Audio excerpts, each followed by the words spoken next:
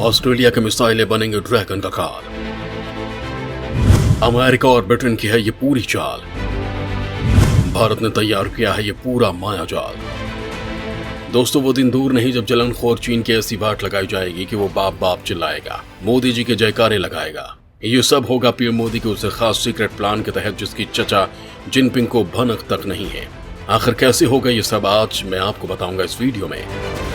भारत की वो पूरी चाल समझाऊंगा जिसमें फंसकर चीन की बैंड बजने वाली है। लेकिन ये सब जानने के लिए आपको मेरे साथ बने रहना होगा और ये वीडियो पूरा देखना होगा। दोस्तों, भारत के इस खास प्लान की पहली कड़ी ऑस्ट्रेलिया है, जिसके जरिए भारत चीन को घेरने की तैयारी कर रहा है। ये सब होगा कैसे, ये मैं आपको समझाऊंगा, आगे आपको बताऊंगा। लेकिन इससे पहले आपको बता दूं कि रूस यूक्रेन जंग की तरह ही चीन और ऑस्ट्रेलिया के बीच भी युद्ध का खतरा मंडराने लगा है। एक और जंग का होने वाला है आगाज। चीन ऑस्ट्रेलिया के बीच हो सकता है युद्ध। दोस्तों, ऑस्ट्रेलिया ने माना है कि चीन के साथ उसका तनाव बढ़ रहा है, जो युद्ध में बदल सकता है।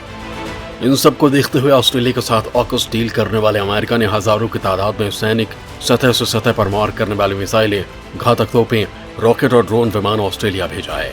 सैन्य सामान के साथ भेजे गए सैनिक ऑस्ट्रेलियाई सैनिकों को इन हथियारों को चलाना सिखाएंगे।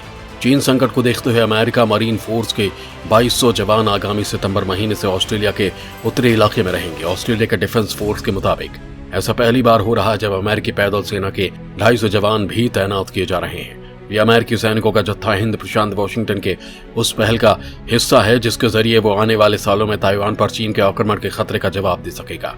अमेरिकी नौसैनिकों को इस तैनाती के अलावा ऑस्ट्रेलिया और अमेरिका एयरफोर्स के बीच भी सहयोग बढ़ रहा है। ऑस्ट्रेलिया ने चीन के बढ़ते खतरे को देखते हुए अमेरिका से 40 Sikorsky UH-60 Black Hawk helicopter खरीदने का ऐलान किया है। यह हेलीकॉप्टर पुराने पड़ चुके MRH-90 ताइपन सैन्य हेलीकॉप्टर्स की जगह लेंगे। ऑस्ट्रेलिया के पीटर डटन ने कहा कि ऑस्ट्रेलिया यूरोपीय MRH-90 ताइपन सैन्य हेलीकॉप्टर्स को अमेरिकी ब्लैक हॉक्स से बदल देगा। एक महीने पहले ही ऑस्ट्रेलिया ने अमेरिका से परमाणु पनडुब्बी को खरीदने की डील की थी। ऑस्ट्रेलिया के एक न्यूज चैनल से बात करते हुए रक्षा मंत्री ने कहा कि अमेरिका और ऑस्ट्रेलिया के साथ इंटरऑपरेबिलिटी के लिए ब्लैक हॉक को चुना गया है। उन्होंने दावा किया कि ऑस्ट्रेलिया के 41 ताइपन हेलीकॉप्टर विश्वास के लायक नहीं थे और उम्मीदों पर खरे नहीं उतरे। उन्होंने कहा कि ताइपन हेलीकॉप्टर्स की जगह ऑस्ट्रेलिया अमेरिका से 40 ब्लैक हॉक खरीदेगा। बताया जा रहा है कि अमेरिका से 40 Sikorsky UH-60 Black Hawk helicopters की खरीद पर ऑस्ट्रेलिया को $5 बिलियन खर्च करना पड़ेगा। ब्लैक हॉक हेलीकॉप्टर्स को अमेरिका के सिकोर्स्की एयरक्राफ्ट ने डिजाइन और निर्मित किया है। वहीं ताइपन विमान यूरोपीय NH इंडस्ट्रीज संघ द्वारा निर्मित की गई है। ताइपन हेलीकॉप्टर्स को पुराने S-70A9 ब्लैक हॉक्स हेलीकॉप्टर्स को बदलने के लिए 2007 में खरीदा गया था। जनवरी में ऑस्ट्रेलिया ने तकनीकी समस्याओं के कारण पहले से खरीदे गए 33 ब्लैक हॉक हेलीकॉप्टर्स में से 30 के इस्तेमाल पर प्रतिबंध लगा दिया था। 3 हेलीकॉप्टर्स का उपयोग केवल इसलिए जारी रहा क्योंकि वो ऑस्ट्रेलिया के बाहर पूर्वी तिमोर में काम कर रहे थे। दोस्तों, इस दौरान ऑस्ट्रेलिया ने चेतावनी दी है, अगर हिंद प्रशांत क्षेत्र में तानाशाही का विस्तार होता है तो विश्वसनीय सैन्य ताकत का इस्तेमाल किया जाएगा। ऑस्ट्रेलिया के बयान को चीन ने बताया बकवास। शीत युद्ध की मानसिकता से बाहर आने की कही बात। दोस्तों, चीन ने ऑस्ट्रेलिया से कहा है कि वो शीत युद्ध वाली मानसिकता से बाहर आए। चीन का ये बयान ऑस्ट्रेलिया के गृह सचिव माइकल पजूलो के उस बयान के जवाब में आया है जिसमें पजूलो ने क्षेत्र में युद्ध का खतरा होने की बात कही थी। चीन के विदेश मंत्रालय के प्रवक्ता शाओ लिजियान ने एक प्रेस कॉन्फ्रेंस में ऑस्ट्रेलिया के नेताओं को असली उपद्रवी बताया। उन्होंने कहा, जिस देश को चीन के सहयोग से हमेशा फायदा होता रहा है, उस ऑस्ट्रेलिया द्वारा चीन को खतरा बताने की बात कहना अनैतिक है। इससे वो अपना ही नुकसान करेंगे।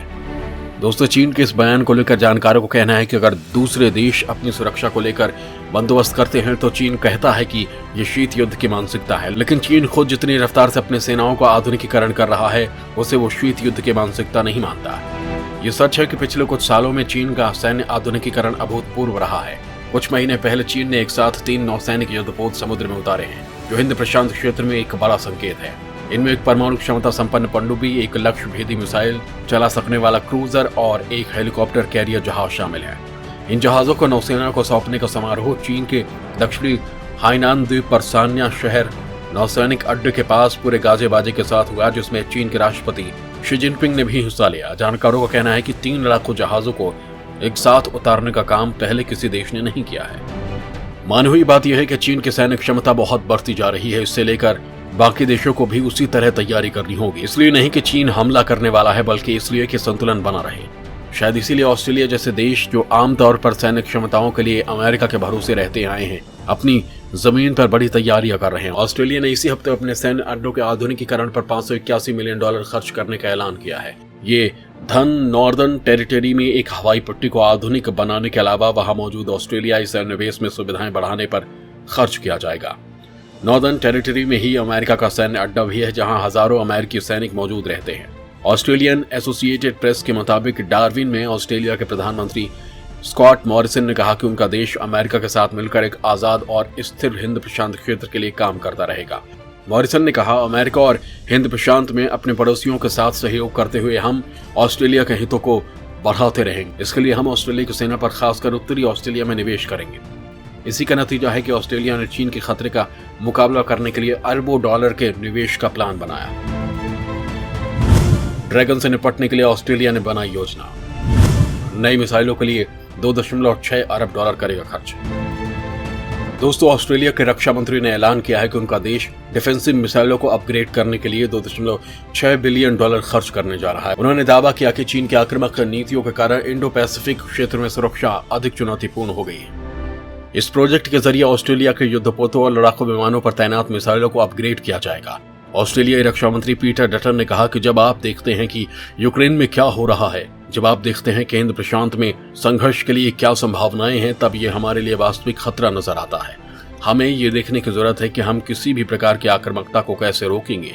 हमें अपने क्षेत्र में शांति बनाए रखने में मदद करने के लिए ताकत बढ़ाने पर फोकस करना ही होगा।